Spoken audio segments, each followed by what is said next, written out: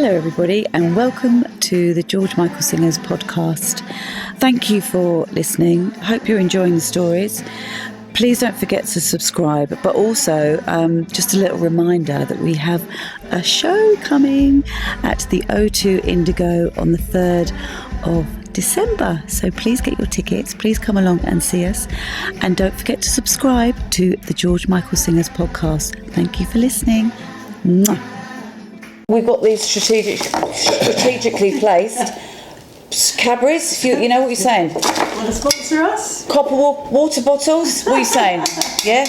You know copper water bottles are really good for you. Do you know that? I didn't. Yeah, if you drink out of copper, it takes away all the bacteria.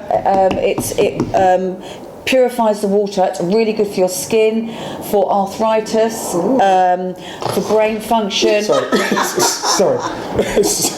Anyway, welcome to another episode of Conversations with the George Michael Singers. While we're here, don't forget to subscribe to our YouTube channel and check us out on all our social media. And today, since we've had Jay's story, which you quite enjoyed because... Quite enjoyed? Yeah, I liked it. Liked it a little bit, really. Anyway, move on. So, I think it's only fair that now we get Jo Garland's story. Ooh. Come on, Jo, start from the beginning. Yeah, Tell us about your life and how you know, where you were born and how you got into the music industry. I'm trying to give away any dates. All right, okay. I'm going to try and condense this. Because I actually don't know where you were born. It's quite a lot. So, obviously, my mum gave birth to me. Maybe we don't need to go that. Well, why not? Because I was born on Christmas Day. 1948. It's quite a poignant thing, I think, because, George loved Christmas. He so you're basically sadly passed on Christmas, and I was born on Christmas Day, so it's quite a poignant thing. But I'll fast forward a little bit more. Right. I was born in Paddington, St Mary's. Oh right, okay. Yeah, and I'll tell you what, Una Stubbs. Do you remember Una Stubbs? Oh my God, yeah. Aunt Sally. Yeah. She was giving birth next door to my mum. Oh wow! At the same time, and this is a funny story because because obviously it's Christmas Day. Yeah. All the doctors were pissed out of their heads. So they came in, and my mum was kind of already in labour, well in labour, and they put an epidural into her spine, thinking that she needed an epidural, and she was like, no. Anyway, they looked straight, and I came out as black as you. Maybe they gave you the wrong baby. Just saying. No. So I came out, honestly, so they rushed me straight into an incubator. So my mum didn't know what sex I was, and my dad didn't know what sex I was. So they had their first argument over me on literally, because he thought I was a boy, and my mum thought I was a girl. So they had a massive row. Okay, so that's where you've got that masculine, feminine energy that's continuing on throughout your life. Now it all makes sense. Yeah. But you lost your colour though, didn't you? That's a shame. What are you saying? I thought I got quite a good suntan.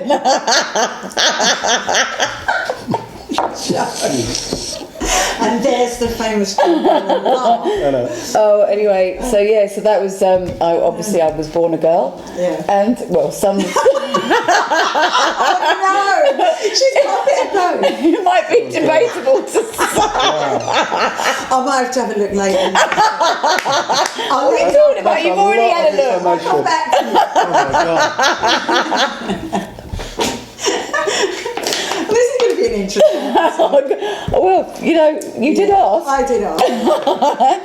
How did you come from a musical family? Yeah, so my dad, my mum loved and loves, because both my parents are still alive. I'm so lucky to have them both still alive. So my mum loved music, and she always had the radio on at home, and my dad's a drummer.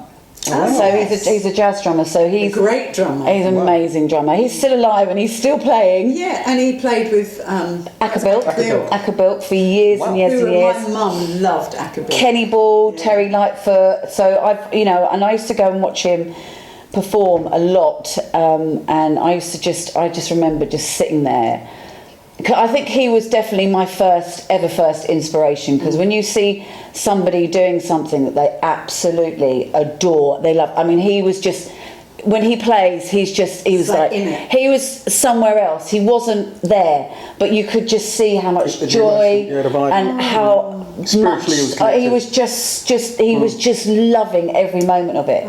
So seeing that, I just thought, I want a bit of that. I don't know how I'm going to do it. I don't know what form it's going to come in, but I want a bit of that. Wow. And So he how was old my. were you then? How old? So I used to go and. Well, I was probably. Well, I've always had some sort of. I've always been a bit of a drama queen. Any siblings? Or is that, Yeah, I'm the youngest, so I've kind of had to fight my way through, getting attention, which never worked, because my brother he was a teenager when I was. So he was 5 years older than me, and he was always just. I was either beating me up, making me pick his spots, or just being a general boy. I mean, some of the things that he used to do. Oh God! I come in from. Oh no, I can't. No, I'm not gonna tell this story. I'm not gonna tell this story. Anyway, so yes, and he loved music as well. So I was always inspired by whatever my brother liked. He was obviously 5 years older than me, so I would follow him. So what kind of music was he? So he was into ska. He started off with ska, like Madness, Bad Manners, all of that stuff. And then he became a soul boy. So I then became a soul girl. So I had my mum, who constantly had the radio on. My dad, who was a jazz drummer, I used to go and see all the time, but he was also away a lot on tour. So I didn't see him that much. He was a bit of a Disneyland dad. He'd come in and go, right, we're bunking off school, we're going to go and do this. And so that was, it was fun. Yeah. And then I had my brother, obviously, who was, I just basically followed everything that he did. But also, my house wasn't the most peaceful of houses. As I said, my mum and dad, when he was around, they were just battling. They're both Aries, so they were both fiery. So they would argue a lot. My brother was moody, and then my sister and my brother would always. So I was a bit always on the periphery, because I was quite a sensitive little bunny. My other biggest inspiration was what? I was going to say that explains a lot. Oh, it's all going to come out now. I used to escape in. I used to escape into musicals, into like movies. So Gene Kelly. Because I used to love dance as well. Dance was my first love. So because I used to do ballet, tap, jazz, everything. You name it. You name one dance, I did everything. I did all the dance and gymnastics and everything. But I used to escape in those sort of movies. So those were the times where I used to kind of just quieten the noise that was around me and just go off into my little dream world. And I used to be a huge dreamer. Did you do any school plays, like any? So I used to go to I used to do everything, every school play. Lead roles? Or? Always lead roles. Did you? Yeah, always. And I used to go to drama school in Wimbledon Theatre, because that's where I grew up. Was in Wimbledon. I used to go there every Saturday. Meg Shanks drama school, and then I'd quickly do that, and then I'd fly up to the Pineapple Dance Studios, and I used to literally dance all day on Saturday. Yes, I remember so that. I had, there was all of that stuff going on. And ballet. I loved ballet. I wanted to be a ballet dancer for years and years and years, and then. Oh, wow. All the ballerina teachers that I ever had used to say I was too fat, so that's why I got a bit of my body dysmorphia. I'm a bit of a complicated cat. But ultimately, I had many things inspire me, and I think singing was sort of the last thing that I chose, because I went from wanting to be a dancer, to I want to be an actress. I've got to be an actress. So I did a couple of. I did a horror film once, but they're all the sort of amateur, amateur. Is there anything on film? Oh, do you know what? That we could go and find on YouTube? A guy called Alan. Was it Alan Miller or Alan someone or other directed it? And it was through Meg Shanks. So I don't know if anyone can find it. That would be mad. How old were you and it was called Suffer the Little Children. Oh, how old were you? Yeah, I would have been about 10, 9. 8, 9. Oh my God! You Yeah. got film at that young age. Yeah, there was 3 main sort of character kids that did horrible things to. We were in a children's home, and we used to do horrible things to the people that were looking after. You were doing the horrible thing. Great. It's like another release. So you were a villain. Oh yeah, we were. A Well, villain. it was a horror movie, so. Right. So when did you know that singing was going to be your So thing? I then, because I then started to, as soon as my brother became a soul boy, he had his hair cut into a wedge. Do you remember them wedges when you used to flip? Or you would. We know- didn't have was- afros. Do you remember a wedge, Paul? I do. Did you have one? No, don't tell him that, Paul. I had a wedge. I had really long hair, and because my brother had his hair cut into a wedge. And then you were. I then had to have my hair cut into a wedge, and I had this massive flick. And I also What is it? permed my hair as well because it was really what is that? fashionable. It's like an Elvis. It's basically kind of like a short with a big flick, and you used to hairspray it. So when you did flick it, the whole flick would go around like that. Do you remember? Take someone's eye out. Wow. And all the boys had the wet look. You know, like the curly wet. So then you go around their houses. And all the black boys. Yeah, all the black boys. Oh, the curly ones. Yeah, the curly ones, and all the wet, and you go back and all that, and have all the oil things on the back of the sofas. Do you remember? It was bizarre having those because, for us, it was like, it's the first time your hair would like move, you know. So you had like nice defined curls. But you had to soak it in oil, greasy oil. And keep it in a plastic bag. But when you went out, and it was hot, you'd sweat, and then if you sat down somewhere and you looked up the back, it would be like They knew that you were there. Yeah, of course. So anyway, I've totally you didn't have to deal with that. No, well, I kind of did because But did you? I was going around with The boys. with the boys. Did you put in the curlies? No, I did. Well, actually, yes, I did. Yeah, I did. I've got a picture of me in this bright yellow. I mean, literally bright yellow polka dot 2-piece trouser suit, right? With my. Sorry, I can fucking swear. Yeah, fuck with my fucking. I know, I totally forgot. I thought it was on TV then. With this curly perm, I've actually got a picture. I'll dig it out. We've got to get the It's picture and hilarious. we have to put it up on this episode. Oh, it's hilarious. And then there's another picture of me with. Do you remember Rara skirts? Yes. Rara skirts. Loved I used to go down to Tiffany's in Wimbledon, and we used to do break dancing. That's when I was really into my dance. I used to go down and do all this break dancing, and then I used to go down. There's one picture of me in this pink and red, white striped Rara skirt with a pink and white and red polka dot top with red tights and these striped pointed shoes with big red bows on.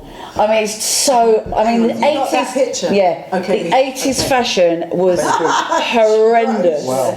Absolutely horrendous. Fashion, it does go round again, doesn't it? Like certain fashions, Yeah, but they kind of sort of, tweak it a little bit, because I mean, you couldn't really replica the hardcore 80s fashion because it was so disgusting. It was so dire. I mean, it was naff as can be.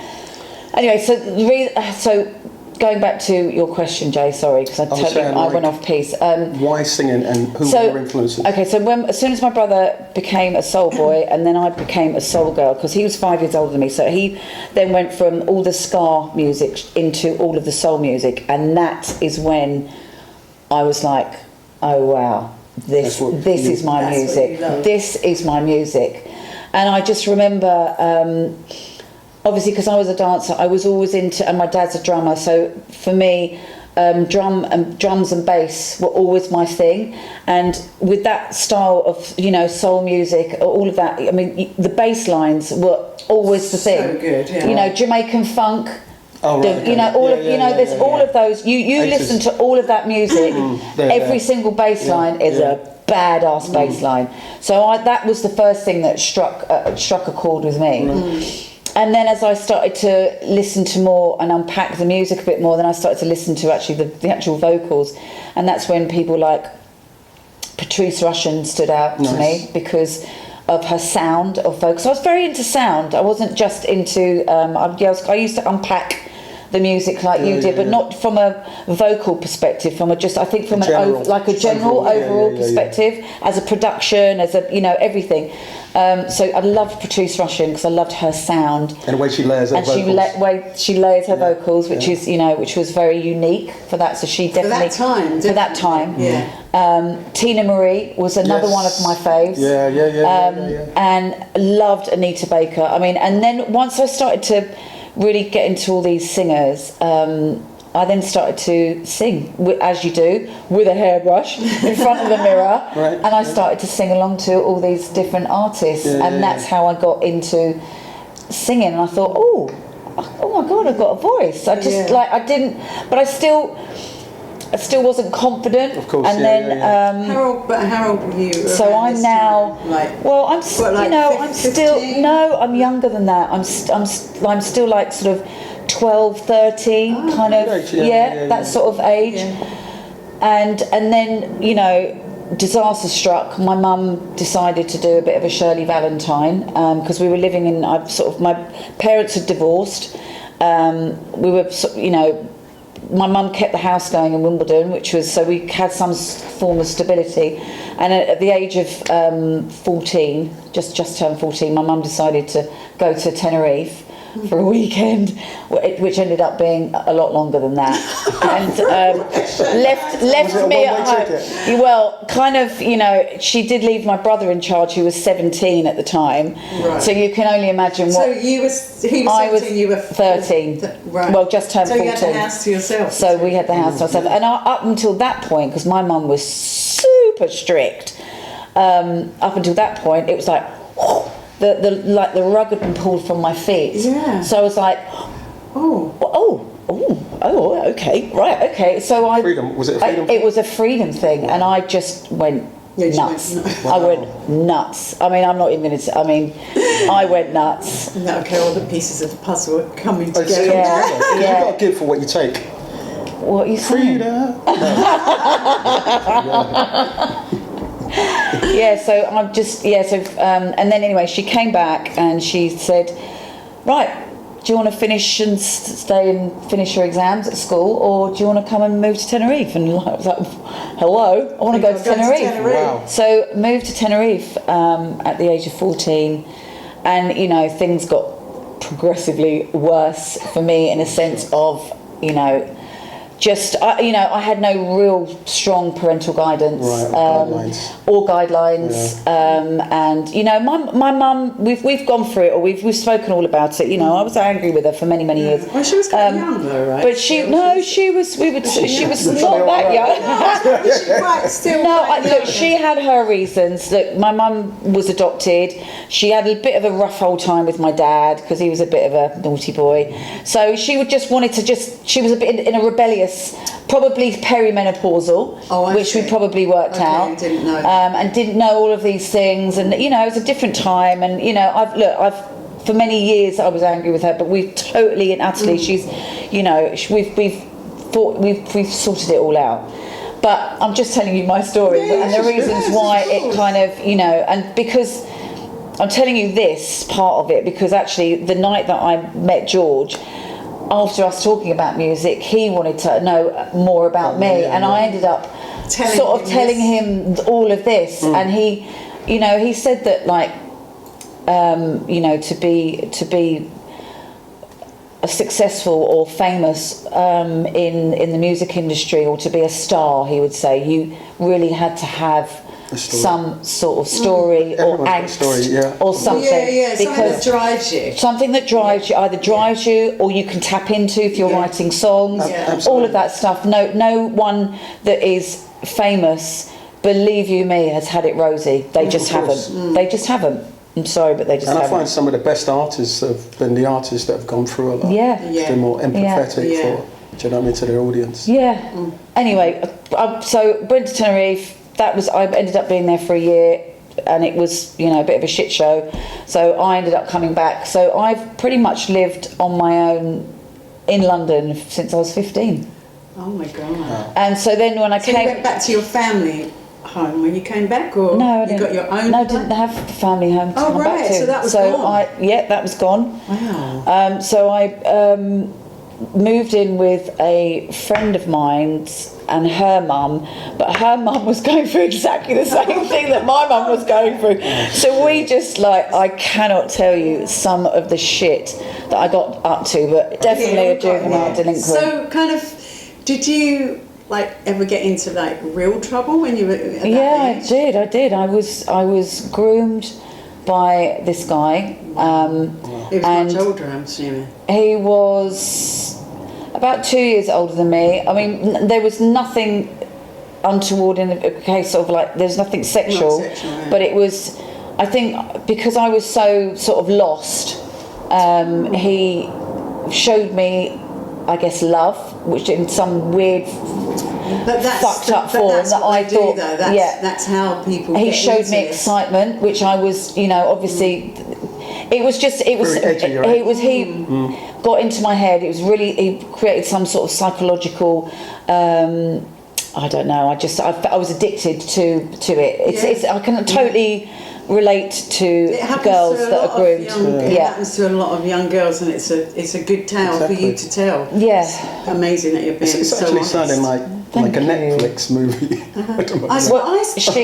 The first time we'd had a conversation, I said, "Don't go any further. You need to make a movie about the emancipation of child." I know. Do you know what?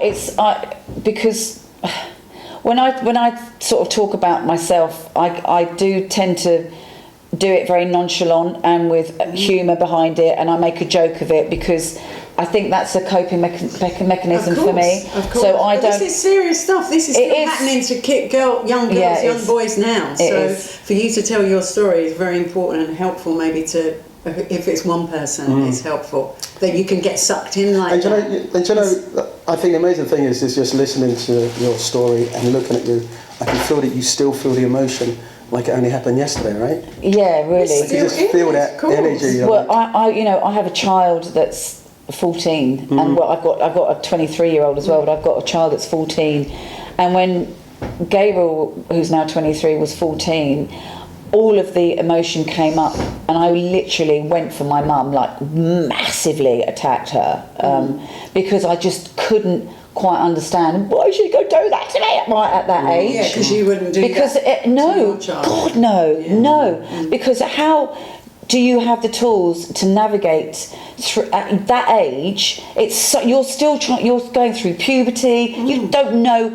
You think you know everything about everything. Yeah, I mean, no one could tell me shit about shit. I knew everything about everything, and I just had no value for my life, which is why I allowed myself because you weren't protected, was you? No, I was. So I just. No, and then you were looking, like you said, you were looking for love. You were looking for someone to love you, and that's how men do groom.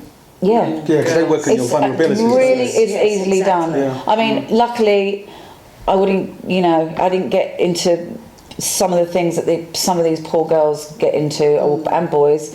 But he made me do checkbook and card, which I didn't know what that was about. And you have to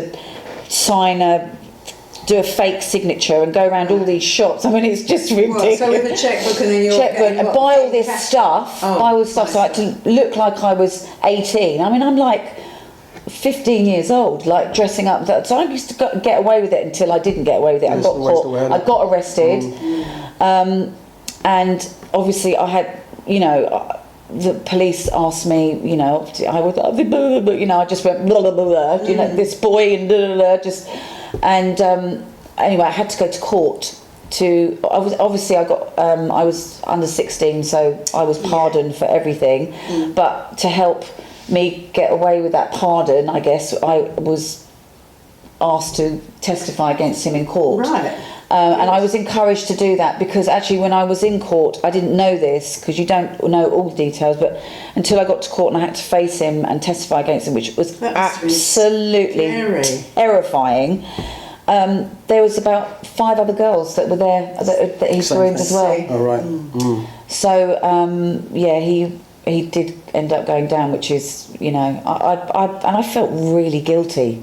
Isn't that interesting though that he did that to you, but you felt guilty? I felt so guilty, and then a few years later, I I just, you know, I was starting to get like the EBGBs that I'd bump into him all, like, you know. So. But you know, you went for that experience. What were the lessons that you learnt from that? Did you have like an epiphany and think, you know what, this is just not for me, or? I think the thing that stopped me from continuing being naughty in that respect, because I was carried on being naughty. But not in other ways. After that, listen, I've had to navigate through life. It's you know, it's a big old sort of. It's a journey, isn't it? It's a proper journey, and also going to court was terrifying. So it's like terrifying. So I just think, like, you know, I think until this is why, like, you know. So are you rehabilitated? Is what we're trying to say. Because it's been a few years now. Are you finally? I've never done anything dodgy ever again. That's the most dodgiest thing. No, but I wonder if it's because you had music in your life that helped you, like, oh, there's another road for me. Yeah, I think that's when, I think after that, I did, because you're right, Joe, I did have a bit of an epiphany in a sense that I needed to get away from that side of that danger. Although I did then get into drugs, which was... That's the music business, though. That is, you know, that is just... But, you know, it's funny because it's like... And I don't recommend drugs to anybody, but it's a very strange thing, because I was... When I look back now, it's almost like I was self-medicating myself through a really difficult period in my life. And I did a lot of mushrooms. I was used to acid and mushrooms. Oh, you just made him a tea and mushrooms in. No wonder I'm feeling like this. What is that? I just made him a mushroom coffee. God. But basically, when you take mushrooms, it makes you laugh a lot. It makes you giggle a lot. So it's almost like I'm self-medicating my way through quite a trying time of my life. So I did that then for a year, and then I got into, right, I need to sort my life out. And that's when I started to get serious with my music. And that was, I think, from the age of, probably about 17, 18. That's when I started to kind of go, right, I need to, straighten things up. That's amazing, though, that's still quite young. Like, you still could have gone on and, you know... 15, 16, 17, 18, 3 years. I did a lot in those 3 years. I did a lot. I mean, I've literally scratched the surface. And I will write a book. Jo Garland, the Netflix documentary is coming soon. You know, a lot of people think I've got this really hard exterior, and I've had to, because I've had to build up so many walls and barriers because of, you know, experiences and situations that I've been through. But honestly, really deep down inside, there is the biggest softie. Of course. And I'm still very childlike. You're still that little girl, and I think that's what happens. I mean, I've had stuff happen in my life too, and I think you want, as you get older, you have to protect that little girl. You have to go back and say, I'm sorry I didn't help you then, but all I can do is do from where I am now. But it is important to revisit all those things that happen to me. Well, it's one of those things where you never really lose it. It's always, I mean, you're a product of it. You just learn to deal with it. Yeah. You know, and like you said, you pass that on to your child, hoping that your child will pass it. Yeah. Do you know what I mean? All the things that you've learned. You have to break it's to break the generational cycle, which I've definitely done. I've definitely done that. Because it's always too easy to then treat your child the way you've been treated, because that's what you've been taught. But we're both, I think, you know, the same. You break a cycle. Yeah, it's good, because if you didn't go through that experience, you probably wouldn't have had that to pass on to say, listen, try and avoid this, try and avoid that, because you can only live from experience. Yeah. And also you can see signs too. You can kind of help your kids, I think. Hang on there, I've seen this before. So you can sort of, you know, intercept. I mean, when I look at your boys, I mean, they're just such they're wonderful. They're wonderful boys. You're really the mother. I have to go back and look at those births. No, they look just like her. So they're both gorgeous boys. Like, no, I think that is definitely, you know, I get frustrated with sometimes and beat myself up with things. Oh, I should have done that. Why didn't I do that wrong? I feel like at the moment I'm playing catch up, because I feel like there's been so many years that I've wasted on sort of navigating through life and you know, relationships, and constantly distracting myself and helping everybody all the time. I'll help you, and just forgetting about myself. So I feel like now I'm on catch up. I'm like okay, I've all those years that I've done. But you know, we all go for that, because life is not a rehearsal. Yeah, I know. I mean, it's like, and I think the older you get, the more you realise, if I could put time back, I'd have done this different. But that's just life. But we can't. No, but as long as we're learning from, you know, some people go along and they don't learn and they just keep making the same mistakes and stuff. But at least we're learning, and okay, that's something I don't want to revisit that again. And what have I got from it, and how can I make myself a better person? Which is, you know, absolutely. And also how you know, what I've been through, how is that going to impact on my children? And you know, and I haven't always got it right, and I've, you know, but what I do is I'm the first to admit I'm wrong when I'm wrong. Exactly. I'm the first to say I'm sorry, you know, or just go, look, being a parent, you don't get a handbook for that either. But you know, I've got strong values, and they've been passed on to my kids, and they're amazing. They are like the best thing that I've ever done. You know, and I'm just watching them grow and blossom is just such a joy. It's weird, because after this conversation, I actually forgot what we were talking about. Now, back to music. Oh, yes! This is like a... it's my story, isn't it? It's great, it's so great. where did we get to? So I've no idea. So I got influenced by my brother, soul. That was my music, and I started to listen to all of those, you know, all the greatest, you know, soul singers. Who was one of your favourite, apart from... Patrice Rushen, Tina Marie, Anita Baker. I love Ella Fitzgerald's voice.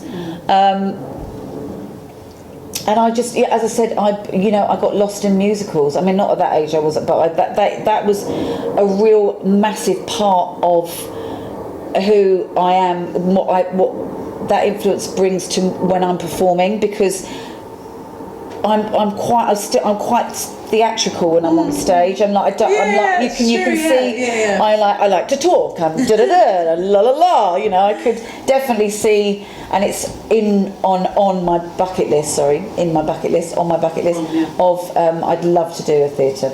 So if you was an artist, you'd like to do a theatre show. 100%. What show would you like to do? Oh, I tell the camera. I'd like to be an Oliver. I'd like to be. Nancy. Oh, God. That's who I'd like to be. So if you was a solo artist, was there an artist out there that you could say, if I was an artist, I would probably be more like this? Would it be Lady Gaga? Would it be a Rihanna? Would it be a Beyonce? If there was an artist out there, who would that be? That would be more for you as a soloist. Billie Eilish. Oh wow. Billie Eilish. Nice. Her vocals are exactly that whole layering of vocals, that breathy vocal. That's me all over. And the emotion. The subtlety. She doesn't, you know, it's just. I think she's one of my faves. Lady Gaga or something. Well, after that story, you would have. And would go with the crazy. Wow. Okay. You know what? You know, to be fair, it's quite funny, because I have got a bunch of songs that I've written that's just sitting on my computer, and I've gone through so many different phases when I was working with George, and that was quite Billie Eilish-esque, and then I was working with this other guy called Paul Powell for many years, and I'll get onto that. I lived in Ibiza for a year, and I flew him out, and I rented this house in Ibiza, and we did loads of writing, and we did a load of rock stuff. And it's really cool. It's really cool. And I've got this idea of doing an album, like saying the same girl but a different day. So I'd like put an album out with completely, totally different genres, like all different, and like an album of a rock song, this song, and that, like, you know. That's a good idea. I don't know, That's but really you know, idea. I don't know. Anyway, but yeah, I've heard some of the stuff that you did. I'm not sure if it was stuff you did with George or it was the stuff that you did with Paul. But I remember you played me one track, and I said, "My God, that sounds like a George Michael song." Yeah. I can't remember what one it was, but I was like, that was, you know, I mean, most people that have come to the show know the story but I will repeat it for whoever hasn't. Oh, because we've got people in by the way, America and Australia and stuff, so they haven't been to the shows. And if you haven't been to the shows, we are doing another show on December 3rd, so in London at the O2 Indigo. You gotta come, because it's going to be different to the last ones. Yeah. So, how I met George. So once I'd sorted myself out and I decided, and I rediscovered my vocals, I started working, I met this guy called Paul Powell, who you will know because he used to play bass with Bros. And you know Paul. Yeah, he'd done a lot of... incredible musician. I ended up working in the studio with him for about 3 years, like literally solidly. When I say I lived, breathed, shat, ate, everything, you name it, I was in that studio, in Boundary Road Studios in Waterloo. Because he was a producer, right? He's a producer. And I used to do loads of demo, because he used to work with lots of different new up-and-coming artists. And I did all the backing vocals for all these different artists that would come. I didn't get paid. I was just doing it because I was out of love. Experience. Oh, so you're Experience. doing the BVs for people that he was working with.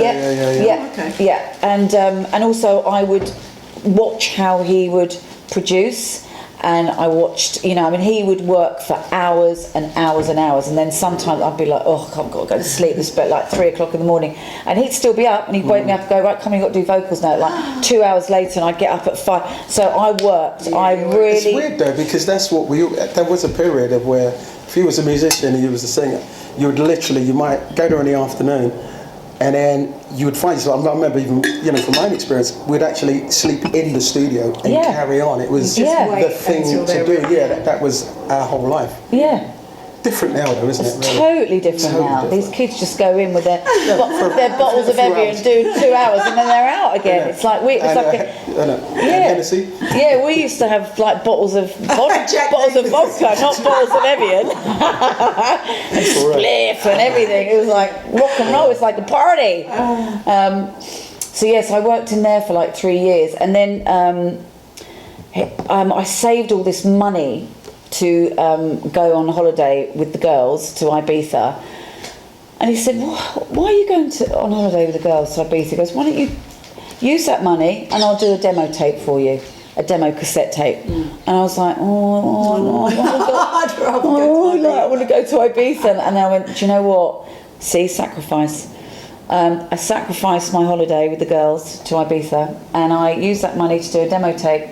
And that was the demo tape. That's the best thing you've ever done. See, but how insane is that? And that was the demo tape that was nicked out of my handbag, because for the people that hasn't been to the show, because I do tell this story of how I met George. So when a friend of mine called Brad Branson was flown over to take pictures of George, he nicked my demo cassette tape from my handbag, because he was staying with me. He nicked my demo cassette tape from my handbag and played it in the studio while he was taking pictures of George. And George was like, who's this? And like Brad was like, this is the girl Jo that I've been trying to talk to you about. He was like, oh, look, I've got to meet her. And anyway, he called me that afternoon, and I went up to George's house that evening with my box of records, because I used to DJ as well, just to earn a bit of money. So that was my sort of daily bread. He said, bring your records with you, because I want to hear what kind of music you're into. I've heard your demo tape, it's amazing. Come up. And so I met George, and we sat on the floor like until 6 o'clock in the morning, just joking, laughing, playing music. I told him my life story because he wanted to know. Did you tell him all of it? I did, pretty much. Wow, yeah, because he asked loads of questions. He wanted to know. He really wanted to know. Yeah. And I think, I think that's, I mean, obviously, first he did hear my demo tape first. So I'm not going to say he signed me because he felt sorry for me. Although I'm slightly tempted to say that. I think he just felt he wanted to. He liked your voice first of all. Otherwise, he wouldn't have wanted to meet you. So it was all about your voice. But then once he got to know you, because he was interested in you as a person. To actually see what he was working with. Yeah, and I think he just wanted to help me. And that is George all over, isn't it? I mean, he really did and still is. And this is the reason why we're doing all this. It's a big fat thank you to George. I mean, we just absolutely love him, don't we? And that's the reason why we're doing all of this. So who else have you actually worked with apart from George? So George always asked me to work with him because he's just such a loyal guy, isn't he? So loyal. But I've got to thank Shirley as well, because Shirley introduced me to, he wanted, Ronan's a massive George Michael fan, Ronan Keating, and he's a massive George Michael fan, and he says it a lot when we're performing when we're doing our live shows and stuff, and he always says, I nicked, he always introduces the band, he said, this is Jo Garland, I nicked her from George Michael, because he was such a George Michael fan, he wanted some of the George Michael singers, so he asked Shirley to do it. I actually did do some stuff with him, but I helped them out with some stuff for TV stuff. But I think they were doing a tour or something, and I couldn't do it, and then that's when I suggested you. So that's right. So Shirley suggested me. So I worked with Ronan. That was my next big job, and then look at my cat. and then I did a tour with Robbie. Because then I couldn't. Right, that was when I couldn't do the 25 Live. And I did Kylie for 3.5 years, and loads of people. Tom Jones. I've done loads of people. Loads of stuff. Amazing. Rita Ora. I've worked with Steve Sidwell on 3 of the Children in Need shows. Yeah, I worked with one of those. Sidwell's our MD. Yeah, he's our musical director. He's amazing musician, and he did. We also did the Queen's 100th birthday. Oh wow! That must have been incredible. Yeah, it was amazing. Absolutely amazing. So I've done loads of stuff. Have you ever had anything like kind of funny happen, like when you were performing? God, yeah. On Robbie's tour, I mean, it was just the biggest blunder. He had this huge stage that had like steps that went up, and at the top, myself, I was on the top step. Sarah Jane was on the second step, and then there was someone else on the third step, and then the other side there was another 3 singers, and then Robbie would come out the front like that. So we would be there waiting for him to come out. So obviously we're all standing there. Just about, this is the beginning of the show. We're all standing there with our mics, and obviously all our mics are on. I was just about to do the opening, and I literally dropped my mic, and it went dum, dum, dum, dum, dum, dum, dum, dum, dum, dum, dum, all the way down the bottom of the stairs, and it went, and it just, and I was like that. Everyone was like that. But and it was like do do do do like all the way down the stairs, and it literally went around the whole of the stadium, and we just went like that, and someone just quickly gave me another bike, and then Robbie came up and I just thought, oh God.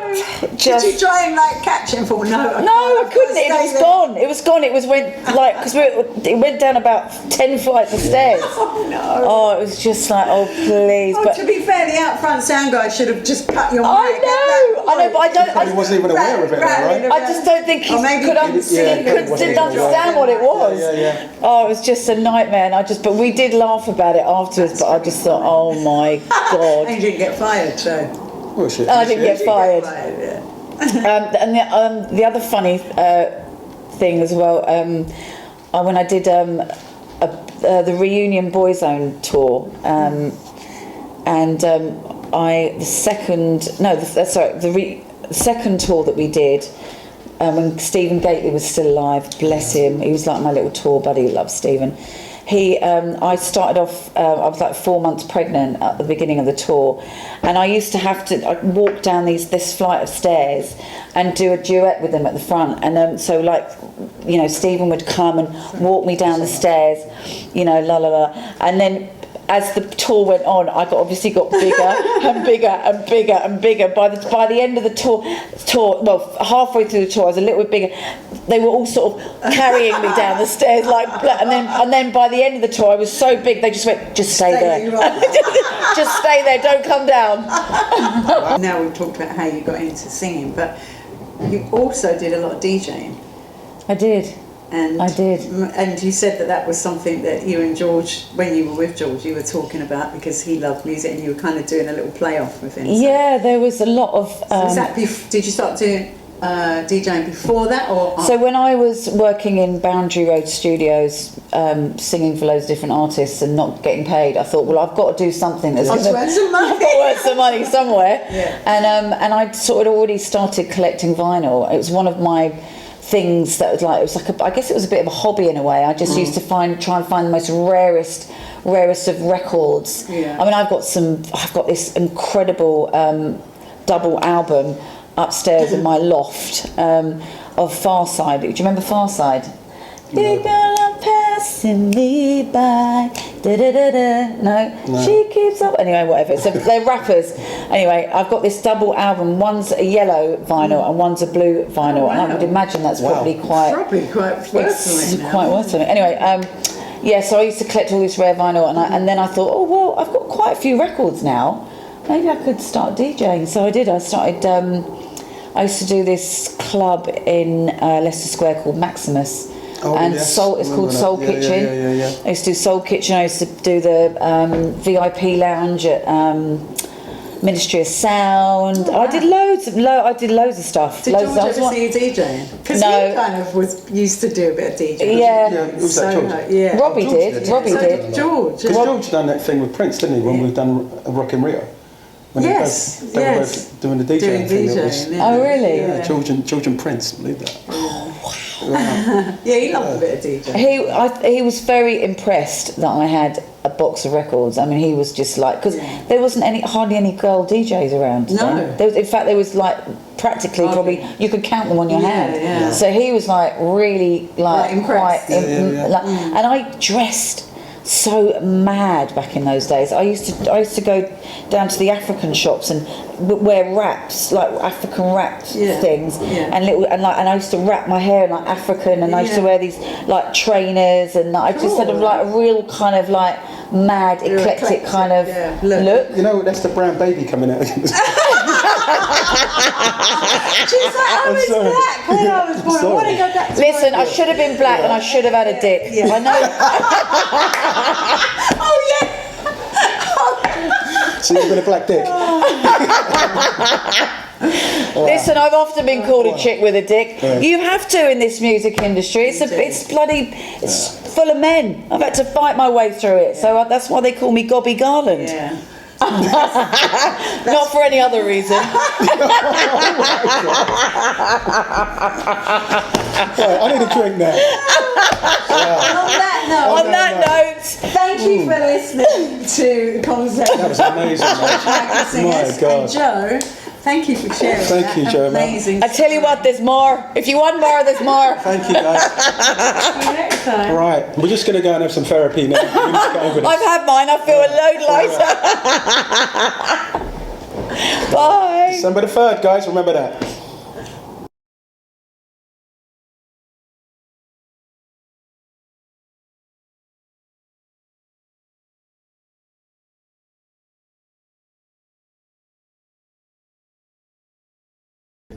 Hope you enjoyed that episode of Conversations with the George Michael Singers.